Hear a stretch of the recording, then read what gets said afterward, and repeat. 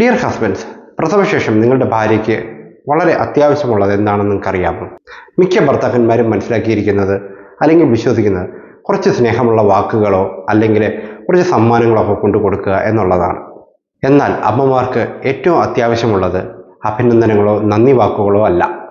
അവർക്ക് വേണ്ടത് യഥാർത്ഥത്തിലുള്ള പിന്തുണയാണ്. പ്രസവശേഷം അമ്മയുടെ ശരീരം വളരെ ദുർബലമാണ്. അവർ ഹോർമോൺസ് ഇംബാലൻസ്ഡ് ആണ്. അവർക്ക് ഫലത്തിൽ വിശ്രമിക്കാനോ ഉറങ്ങുവാനോ സമയം കിട്ടുന്നുമില്ല. ഭർത്താക്കന്മാരെ എങ്ങനെ വേണം അവളെ സപ്പോർട്ട് ചെയ്യണം എന്നുള്ളതാണ് ഈ വീഡിയോയിൽ. ആദ്യമായിട്ട് അവൾ പറയുന്നത് ശ്രദ്ധയോടെ കേൾക്കുക, ക്ഷമയോടെ ശ്രദ്ധിക്കുക, അവളുടെ ബുദ്ധിമുട്ടുകളെ അംഗീകരിക്കുക.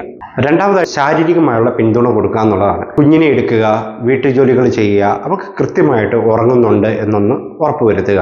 അവളുടെ ശാരീരികമായുള്ള റിക്കവറിക്ക് ഉള്ള പോസ്റ്റ്മോർട്ടം ട്രീറ്റ്മെൻറ്റ്സ് അല്ലെങ്കിൽ പ്രസവാനന്തര പരിചരണം കിട്ടുന്നുണ്ടെന്ന് ഉറപ്പാക്കുക. ഏറ്റവും പ്രധാനമായിട്ടും എഡ്യൂക്കേറ്റഡ് ആയിരിക്കുക. പ്രസവത്തിന് ശേഷം ഉണ്ടാകുന്ന ശാരീരികവും മാനസികവുമായുള്ള മാറ്റങ്ങളെക്കുറിച്ചും വൈകാരികമായി ഉണ്ടാകുന്ന മാറ്റങ്ങളെക്കുറിച്ചും എല്ലാം തന്നെ ഒരു പാർട്ട്ണറായ നിങ്ങൾ കൃത്യമായിട്ട് മനസ്സിലാക്കിയിരിക്കുക. അതിനനുസരിച്ച് മാറാനും മനസ്സിലാക്കാനും അഡാപ്റ്റ് ആവാനും നിങ്ങൾ നിങ്ങളുടെ മനസ്സിനെയും ശരീരത്തിനെയും ഒരുക്കുക. മറ്റൊന്ന് മനസ്സിലാക്കേണ്ടത് റെസ്റ്റും ബ്രസ്റ്റ് ഫീഡിങ്ങുമാണ്. മുലയൂട്ടലും ആവശ്യത്തിനുള്ള വിശ്രമവും എന്ന് ഉറപ്പാക്കുക.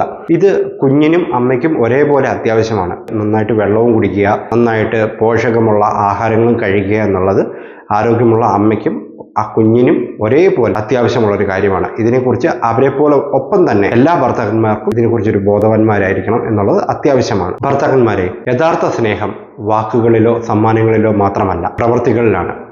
അവളുടെ കുഞ്ഞിനെ നോക്കുന്നത് പോലെ നിങ്ങൾ അവളെ നോക്കുക. നിങ്ങളുടെ ഹസ്ബൻഡ് നിങ്ങളെ കെയർ ചെയ്യുന്നില്ല എന്ന് തോന്നുന്നുണ്ടെങ്കിൽ അവർക്കായി ഈ വീഡിയോ ഒന്ന് ഷെയർ ചെയ്ത് കൊടുക്കുക.